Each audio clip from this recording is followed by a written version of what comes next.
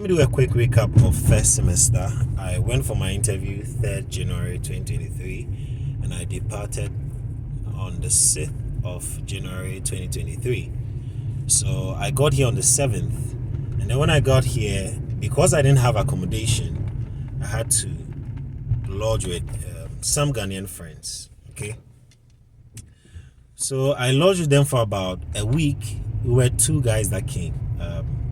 It was quite interesting that we boarded the same plane and we didn't even know we were coming to the same school, and then we became roommates.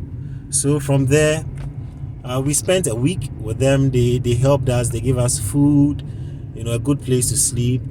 And the good thing is that the Ghanaian community is so knit together over here. The guys had to even sacrifice their beds for us. So Charlie, they really helped us out. So shout outs to Kwabna and Kweku.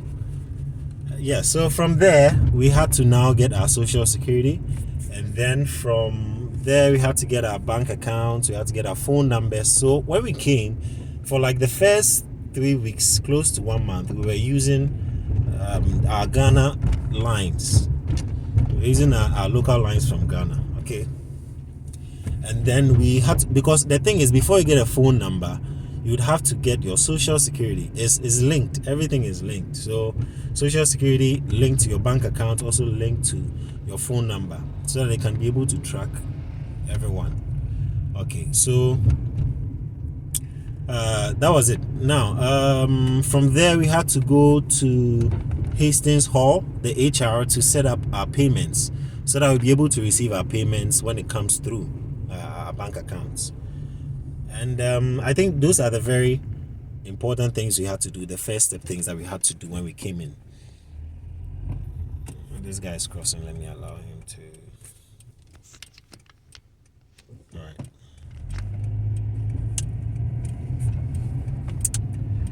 Yes, and so from there we had to also get ready for classes. My class had about 7 to 10 people. I think the class with the most people was about 11. That was the most crowded class, which is good. I see why a lot of people want to use that as a selling point when they go for their visa interview, because they want to tell the VO that it has a small class, which is true. Anyway, so we had to start class, and at the beginning there's no pressure at the beginning. So you are given assignment, you are done. You are given this, you are done. You are given this, you are done. But the pressure comes in when you now have to start working with articles. Okay, you have to summarize articles. You have to make contributions, some sort of contribution to the paper, something that you draft, like more like a term paper. You have to draft a term paper idea. We now had more topics to cover, so things were piling up, and at the same time we had socialization to do. We had meetups where we met people in the Ghanaian community. We had, you see, the police just came to pass. They're always patrolling the area.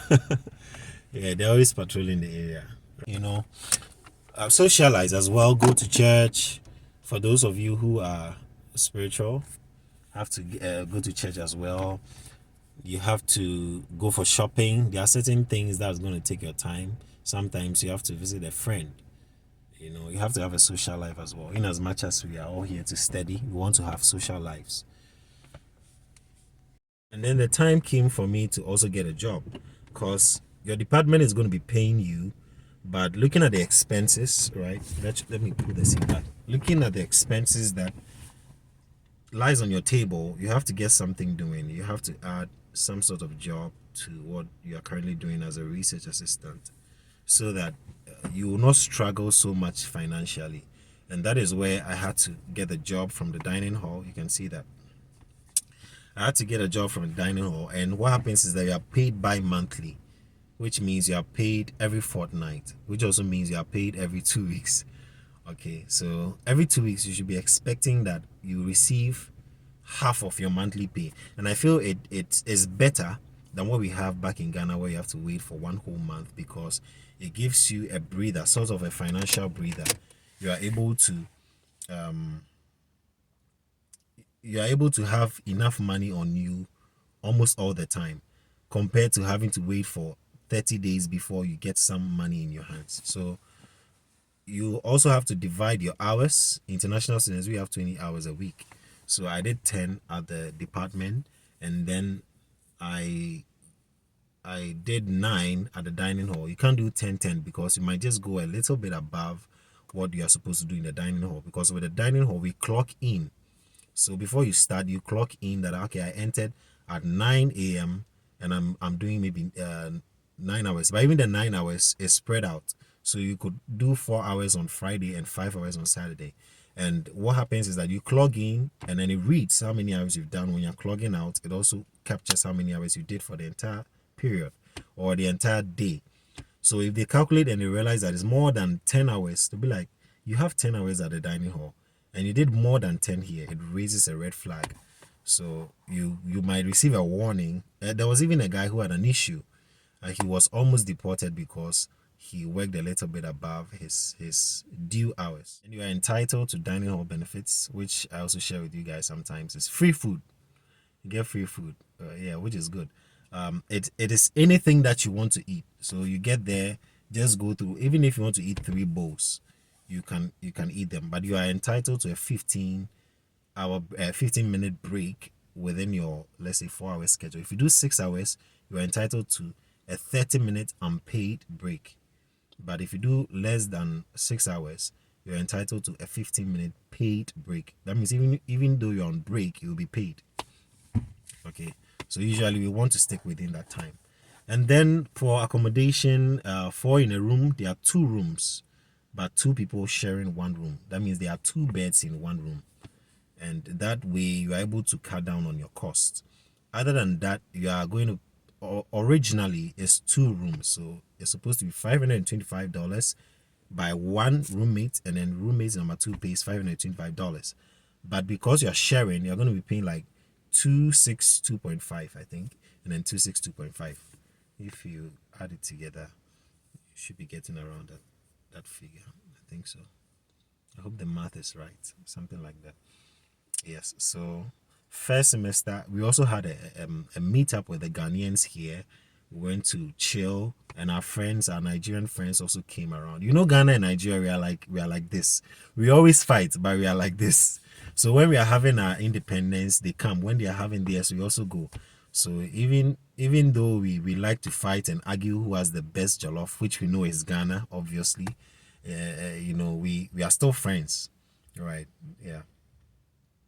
And what else do I have to talk about? So yes, one thing for my department, I'm doing this extempore, so I haven't really prepared anything. My department, we have a structure such that if you do 3 courses, in each of the course you're going to write a term paper. A term paper is like a mini thesis. So even though you have your main thesis you are working on, you are still working on mini thesis. So you are working on 10 papers for course 1, course 2, course 3, plus exam for 1, 2, 3 courses, plus assignments and class tests. So it's like a lot of work. If you are coming and you think that, oh, I'm just going to relax, please change your mind, because you're going to be working. You're going to do a lot of academic work. Yeah, keep that in mind. There will be a lot of pressure on you when you're working. Yes, and in the course of doing everything, meanwhile, you have to be saving and investing for, I don't know what you might want to do, but as an international student, I feel like you should also kind of learn to find avenues to invest, things that will not count as work hours. Okay, and yes, just find something to probably invest in. You could even put your money in the bank, even though the interest rate is small. The last time I went to inquire for fixed deposit, it was about 4.5% per annum.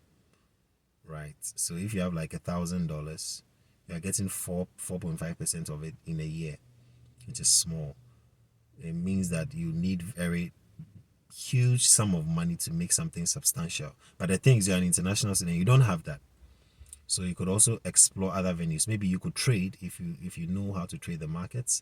You could trade with some savings, or you could just save and invest back home.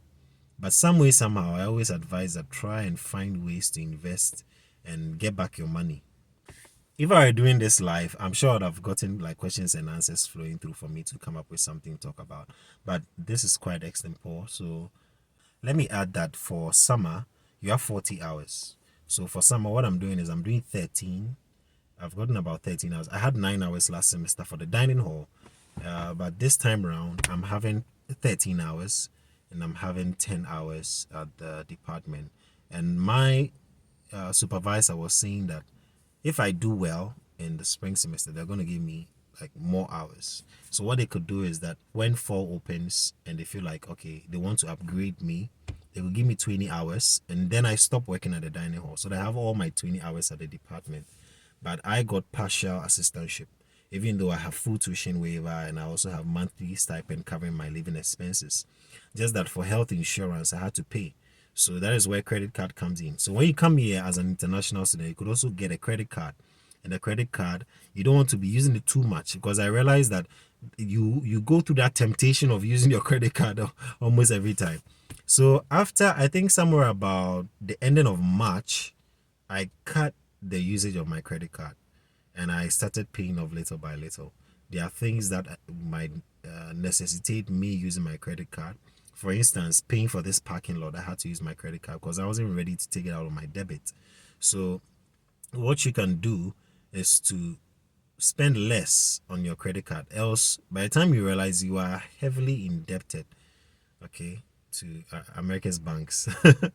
Yeah, so cut down on your credit card usage and then use more of your debit. That is what because when you are using your debit and it's deducted real time, you are more conscious. You're more conscious of how your money is spent. Okay, you're more conscious of how your money is spent. I've talked about social life, I talked about academics, talked about we also have career fairs. Let me add, we have career fairs. Make sure you're going for career fairs. Talk to some of these companies who probably after spring semester or spring semester, when we are entering summer, they could take you on as an intern. And one thing that I learned, I don't know whether this applies to just NDSU or applies to all universities. What I learned from the International Students Office is that you have to be here for at least 1 year before you can do an internship. So this summer, if not, I would have opted for an internship. But I have to do 1 full year, and then after the next spring semester, when we're entering summer, I could get an internship opportunity. But for now, I couldn't get it because I've just been here for like 4 months. Let's say 5 months, right? So this is just a quick recap of how my spring semester went. It went good. Exams wasn't all that easy, but by God's grace, we were able to pull in some good grades. So we are hoping that we'll be able to get a full assistantship next semester. All right. So let me know your thoughts. If you have any questions, drop it in the comment section and we'll talk in another video. Out.